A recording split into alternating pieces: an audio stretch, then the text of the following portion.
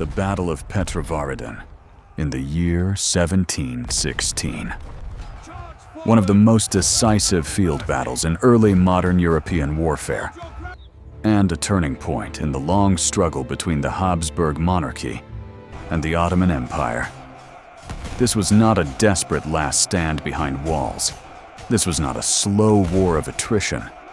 At Petrovaradin, an imperial army, larger, older, and more confident, was stopped not by numbers, but by the loss of momentum. An Ottoman force advancing north toward Hungary and Vienna believed time itself was on its side. What they encountered instead was a battle that stripped that certainty away. Petrovaradin. The place where an empire learned that time could be taken from it. That lesson did not come out of nowhere. Early 18th century Europe was not a world of fixed borders. It was a world of motion, pressure, and unfinished wars. Power was not secured by treaties. It was decided by campaigns, by armies that moved, stopped, and moved again. For more than 3 centuries, the Ottoman Empire expanded in this way, not through sudden miracles, but through steady, relentless advance. From Anatolia into the Balkans, from the Balkans into Hungary. And always beyond them, Vienna remained the unspoken prize. The Ottomans did not need speed. They needed continuity, advance, secure ground. Wait. Time did the killing. Opposing them was the Habsburg monarchy, an empire that could not match Ottoman numbers and did not pretend otherwise. It survived differently, not by conquering everything in its path, but by holding the places that controlled movement. Fortresses, river crossings, narrow corridors where large armies slowed, stalled, and bled. Between these two systems flowed the Danube, not simply a river, but a military artery. Along it moved artillery, grain, gunpowder, and entire campaigns. Whoever controlled the Danube controlled speed, and speed decided survival. Petrovaradin sat directly on that artery. From its heights, cannon could choke river traffic. From its walls, enemy movement could be observed days in advance. Any army passing through this region faced a choice: take the fortress, or gamble everything on exposed supply lines. To bypass Petrovaradin was to place a blade against your own logistics. Ottoman records described the fortress as an obstacle to be removed. Habsburg engineers described it as a lock on the river. Modern historians agree on one point: no Ottoman army could safely continue north, while Petrovaradin remained in hostile hands. And so, by the summer of 1716, the entire campaign narrowed to a single certainty. Petrovaradin could not be ignored. Petrovaradin could not be ignored. But the question was not whether a battle would be fought. It was how. By 1716, the Ottoman army had perfected a system of war built for time.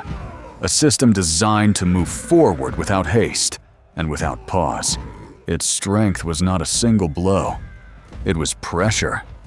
Advance in depth. Deploy artillery. Fix the enemy in place.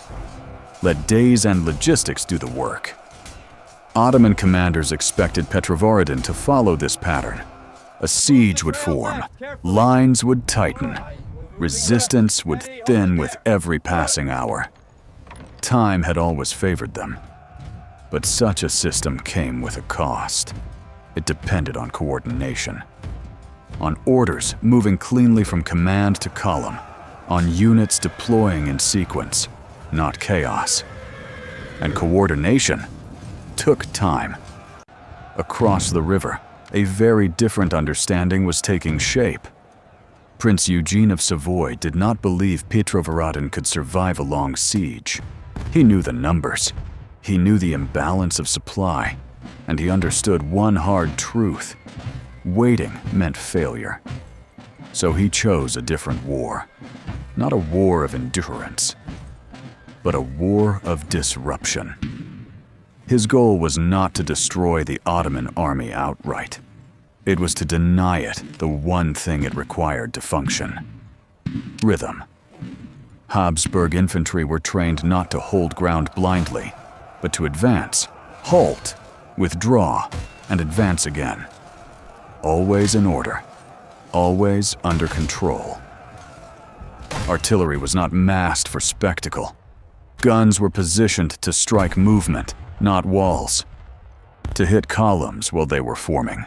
To force stops, delays, and hesitation. Light cavalry was held back, not for glory, but for timing. They would appear only when an Ottoman unit overextended, only when pressure could be applied without commitment, and then disappear. This was not about heroism.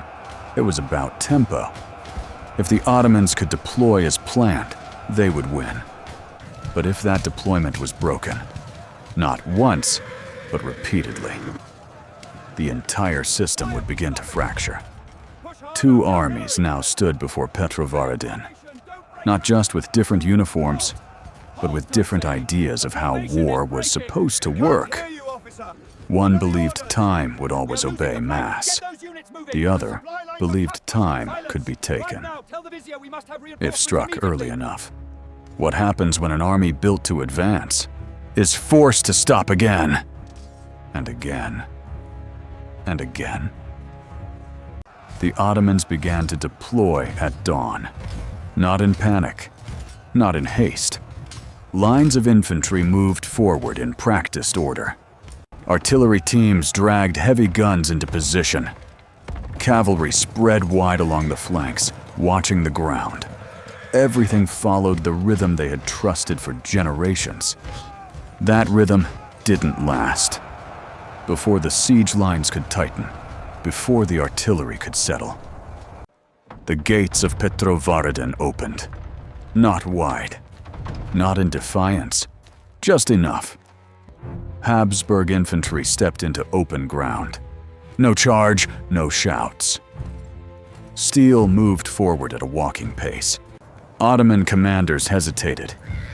This was not how sieges began. Then the guns spoke. Habsburg artillery did not fire at camps or walls. They fired at the movement. Shells tore into Ottoman units still shifting position. Columns stopped. Officers shouted. Orders crossed and collided. The first delay had been forced. The siege had barely begun. And already the fight for survival was underway. Smoke spread across the field, thick and low. Visibility collapsed. Distances became uncertain. Within that haze, infantry met infantry. Not in sweeping assaults, but in short, violent clashes. Fire, reload, advance a few steps, stop. Ottoman units pushed forward in places. Habsburg lines gave ground, then halted, then struck back. Nothing decisive, but nothing is smooth. Every advance costs time. Every pause broke the rhythm. By midday, the battlefield was no longer orderly. It was crowded, loud, confused. And still, the Ottomans tried to continue as planned. More infantry was pushed forward. Artillery was dragged closer. Pressure increased.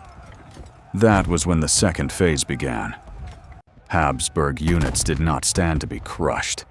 They struck, then withdrew in formation, always together, always controlled. When Ottoman troops paused to reorganize, fire came from another direction.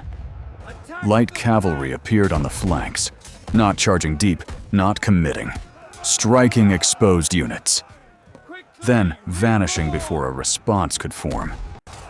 Each time, Ottoman commanders were forced to turn, to redirect, to split attention. The advance slowed again. Artillery fire from Petrovaradin remained measured, not constant, not wasteful. When Ottoman troops clustered too tightly, the guns answered. When heavy cannon struggled forward, the guns answered. Every response forced another halt. It was not blood that was running out. It was the ability to decide. By the end of the first day, the Ottomans had not broken through. And more importantly, they had not advanced as intended. On the second day, the ground itself began to betray them. Fields were torn by thousands of boots. Smoke hung in the air. The wounded moved rearward as fresh units replaced them. The Ottomans still had numbers, still had courage, but their movements were no longer synchronized. Some units pushed too far forward, searching for a breakthrough. Others lagged behind, delayed by exhaustion and confusion. Gaps began to appear. Prince Eugene saw them. He did not rush. He waited. When Ottoman commanders attempted to regroup their center, Habsburg artillery shifted focus. Not scattered fire, but concentration. Shell after shell struck the same zone. The ground shook. Smoke swallowed commands. Then the order came. The entire Habsburg line advanced, not in pursuit, not in chaos, step by step. Ottoman resistance stiffened in places.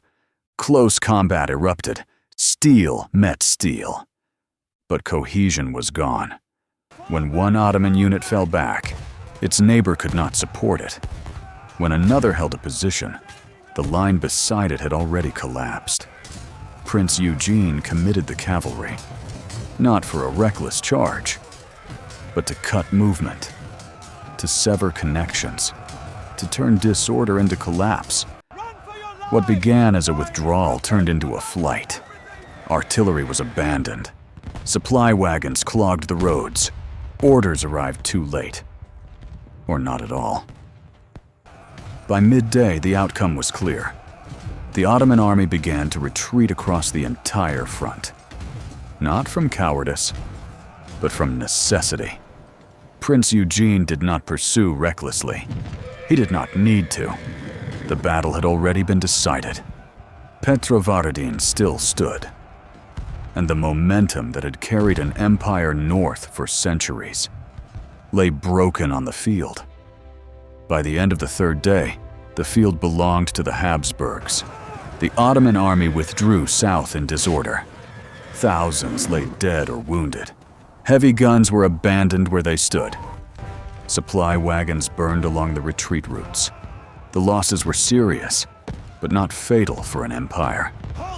What proved fatal was the loss of momentum. The northward advance stopped completely. Petrovaradin remained in Habsburg hands, anchoring control of the Danube crossing. Within weeks, the strategic balance shifted. With the Ottoman army forced onto the defensive, Prince Eugene seized the initiative. The road south was now open. 1 year later, Habsburg forces marched on Belgrade and took it. Petrovaradin had not merely survived. It had unlocked the next campaign. The battle did not destroy the Ottoman army. It destroyed its timetable. And in imperial warfare, time is everything. An empire does not fall because it lacks courage. It falls when it no longer has time. Petrovaradin did not end the Ottoman Empire. It ended something far more important: the illusion of inevitability.